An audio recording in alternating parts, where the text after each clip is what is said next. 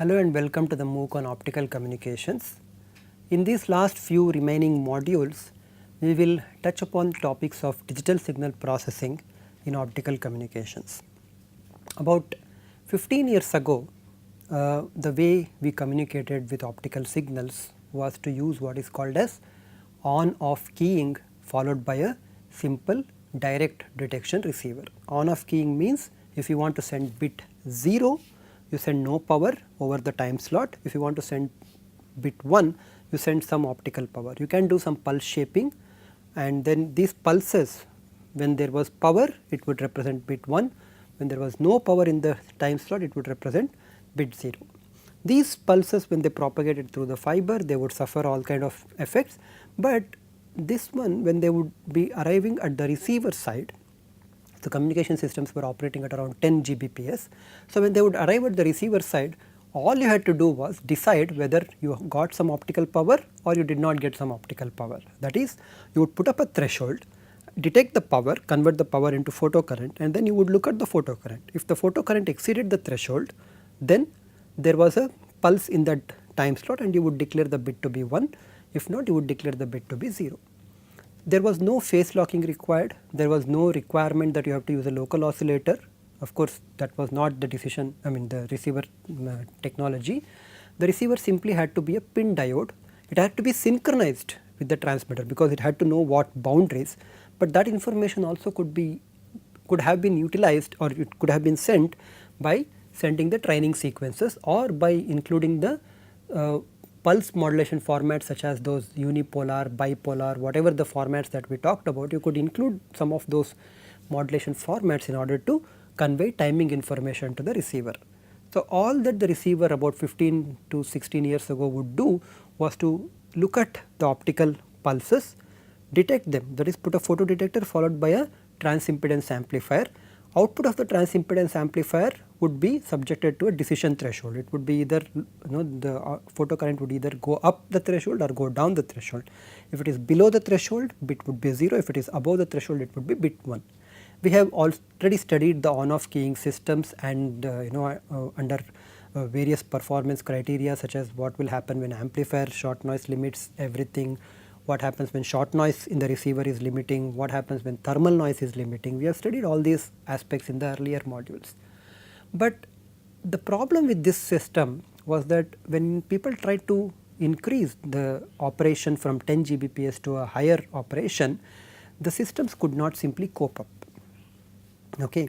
The systems were not able to see, the available bandwidth is the same. 15 years ago the available bandwidth was the same, today also the available bandwidth is the same in the optical fiber.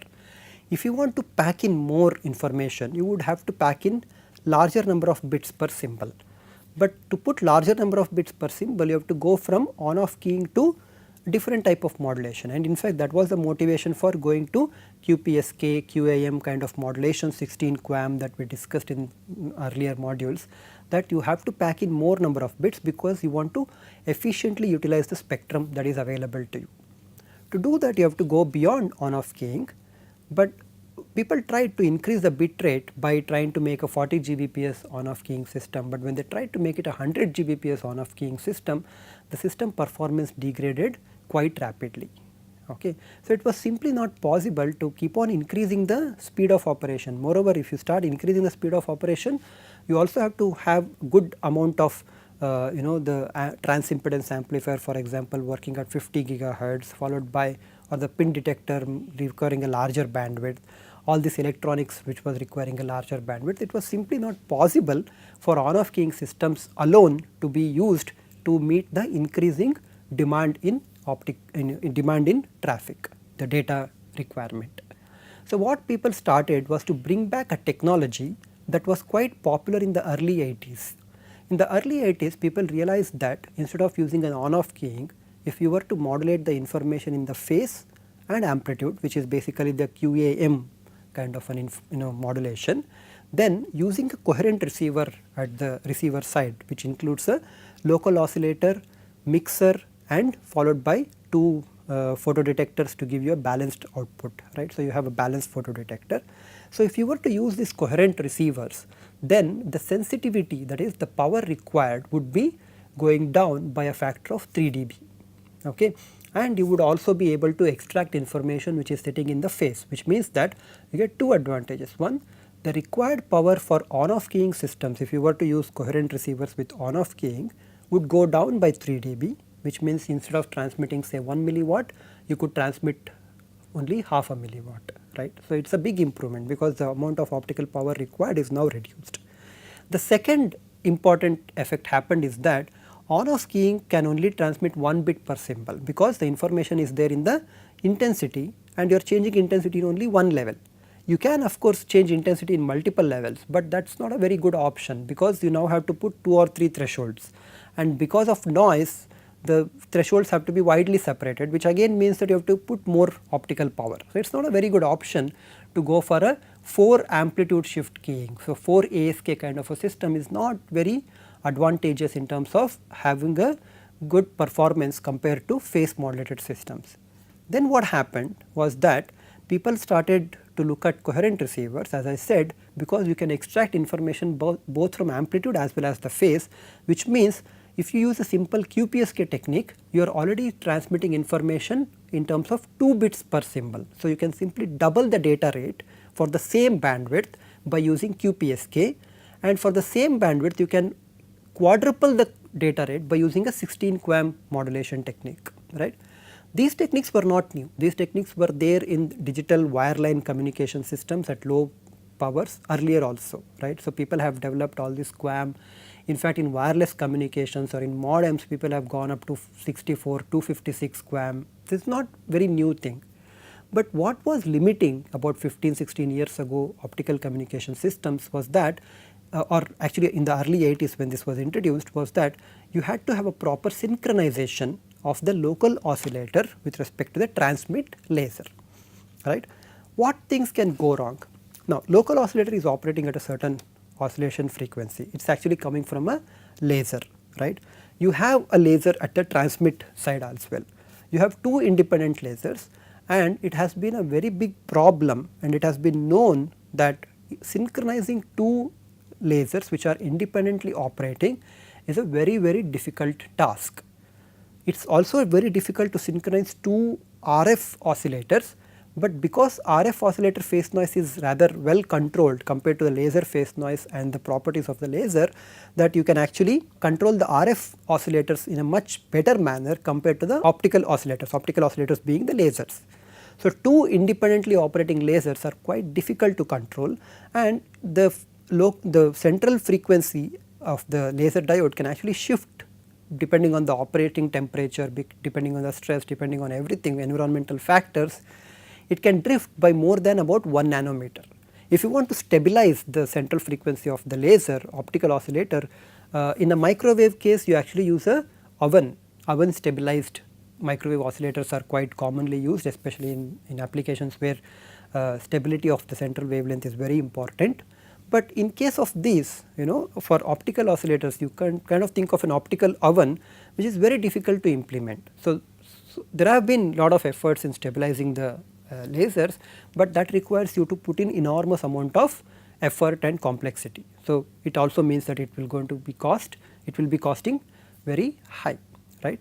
So the central wavelength drift is something that is important, which is much higher in numerical range compared to a microwave oscillator. What could be the other thing that can go wrong? Well, your transmit laser is operating at omega s, the local oscillator is operating at omega LO. Any slight mismatch between the two, remember these two are operating in terahertz.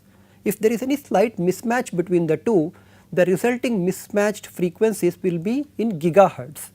So if I were to construct an optical phase locked loop, the optical phase locked loop must have a bandwidth of a few tens of gigahertz at least. Few hundreds of gigahertz is normal, but few tens of gigahertz is at least the bandwidth requirement. And having a phase locked loop with a bandwidth of few tens of gigahertz is a huge computational effort. I mean it's a very difficult task. Compare this to microwave oscillators. In the microwave oscillators, the microwave oscillations are themselves happening in gigahertz, which means that the offsets will be in few tens of megahertz, and I can construct circuits, I can realized circuits which can actually have a few megahertz of or few tens of megahertz of bandwidth. That is kind of easy compared to few tens of gigahertz, right. So, the frequency offset has to be exactly balanced, and in fact it has to be made completely 0, okay. And it is also complicated by the fact that the frequency offset is slowly varying, because the oscillator frequencies are slowly varying. Now, as these vary, the offset also has to vary slowly. So, you have to continuously find out what is the frequency offset currently and then keep correcting the frequency offset to make it equal to 0. So, right off the bat, optical oscillators are very difficult to control, both in terms of their central wavelength stability as well as in terms of their frequency offsets between two different independently lasers, right. So, in the 80s, the electronic circuits or the electronic components were not developed sufficiently that you could implement a few tens of gigahertz optical loop, okay. It was quite a big problem. Therefore, once optical amplifiers were invented, the erbium doped optical amplifiers were invented, then people simply switched off from the coherent systems in the late 80s. They simply removed, they simply stopped working on coherent systems and jumped onto what is called as WDM systems. So, in the WDM system, you now have an optical amplifier, you send information not just in one carrier, send in multiple carriers or multiple channels, each of them operating as on off keying, and then amplify the entire thing using an optical amplifier and transmit it out. So, that was the genesis of, or this was the reason why coherent optical systems failed, or failed to get a good traction in the late 80s and early 90s. But these coherent systems have now made a comeback. About 15 years ago, when people wanted to increase the data rate from 2.5 Gbps, 10 Gbps, from 10 to they wanted to go to a higher data rate, then they found that on off keying systems can go only up to 40 Gbps without significantly degrading their performance. To go beyond that with on off keying was not possible, right. So, the solution had to be to use information in both phase and amplitude, but putting information in phase means that you have to have a coherent receiver, but coherent receiver means all these problems will come back, right. The frequency offset problem, the central wavelength drift problem, everything will come back. How am I going to implement coherent receivers, right, in this age with all these problems running around?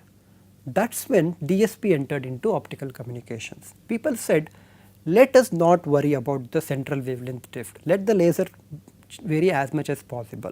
Let us also not worry about the frequency offset, let the frequency offset be whatever it is. Now, lasers have phase noise, so let the lasers also have phase noise.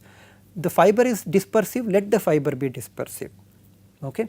They said every effect that is possible, harmful effect, let it be there as it is. We will do minimal adjustment to this, minimally trying to put dispersion support, and people now do not even do that. Okay. So, people do not even bother correcting the dispersion. Earlier the dispersion was compensated by putting a dispersion compensating fibers. Now, people do not want to put dispersion compensating fibers also. This is all in the long haul communication systems I am talking about. So, people said let whatever the effect that might be there. Well, people said, well, polarization is also going to change. They said let the polarization also change. So, every possible harmful effect, let it be there. What we will do is we will develop algorithms to compensate dispersion, to estimate frequency offset, to mitigate phase noise, to mitigate nonlinearities, and to track polarization. Okay.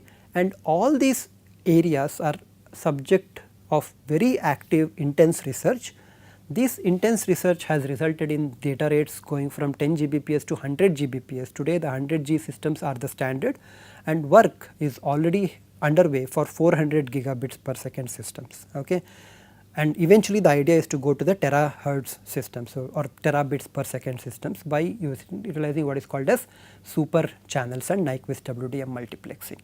So, the idea is that you go to higher and higher data rates, wherein information in phase, information in amplitude, information in polarization all are important, and all the harmful effects has to be accounted or has to be mitigated using digital signal processing.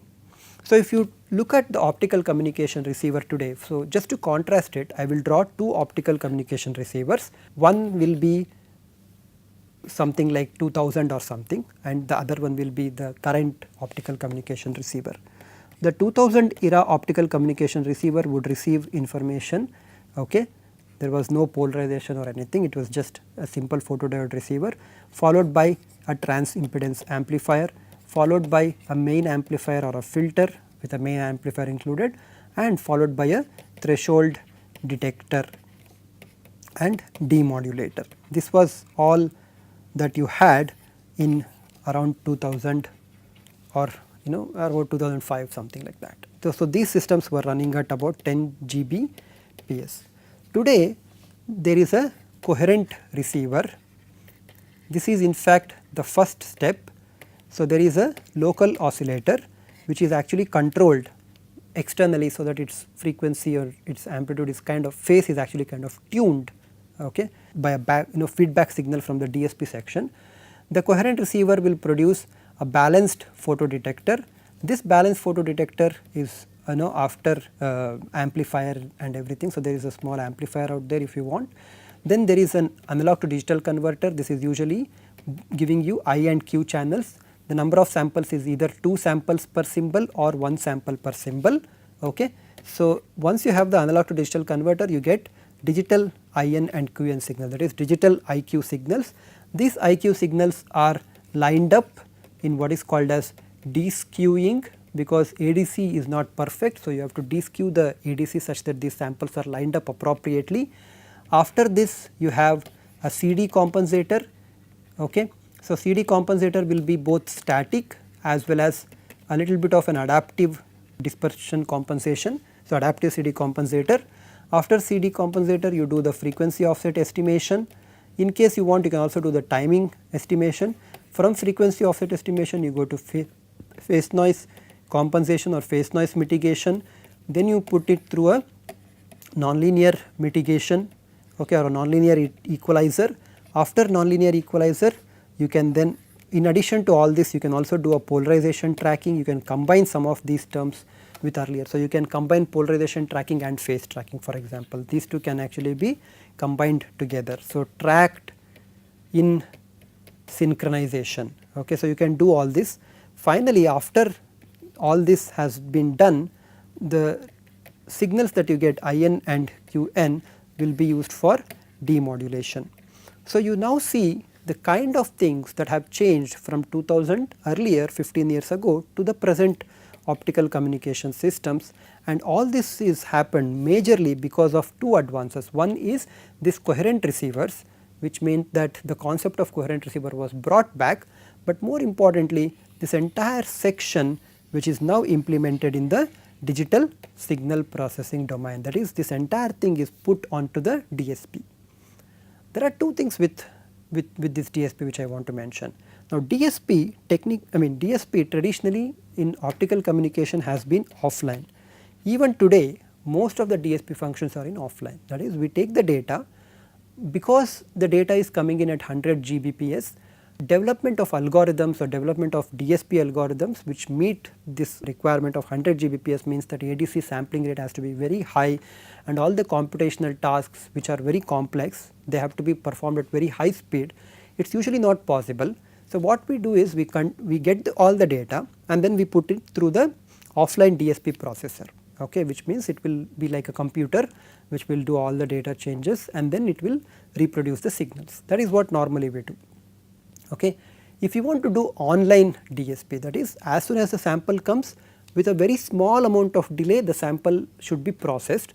This kind of a small delay based or what is called as online DSP is very difficult to implement, okay, or it is at least very expensive to implement. So, people do a combination of online and offline processing. Okay. So, they initially do an offline processing to estimate the phase noise, estimate the frequency offset, and then from these estimates they kind of tune the local oscillator phase and local oscillator frequency, okay, and keep some of the terms already done. So, the ones that are there. So, for example, in the CD compensation, the static CD compensation is done by putting up a filter, and adaptive is done only with 1 or 2 taps, because the larger the number of taps that you use, the larger will be the delay. Okay. So, people use a combination of offline and online signal processing, but as the data rate increases and electronics does not really quite match the sampling requirements, people rely on offline processing a lot. Okay.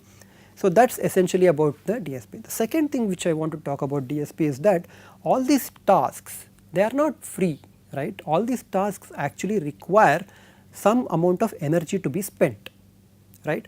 So, there is considerable effort in minimizing, and where is the effort going? I mean, the DSP, if for example, if you want to use a Vertex 7 FPGA for example to implement all these DSP algorithms, that Vertex 7 FPGA will have to be connected, it has to be powered up, and it is a chip or it is a device which easily takes up to 1 watt of power.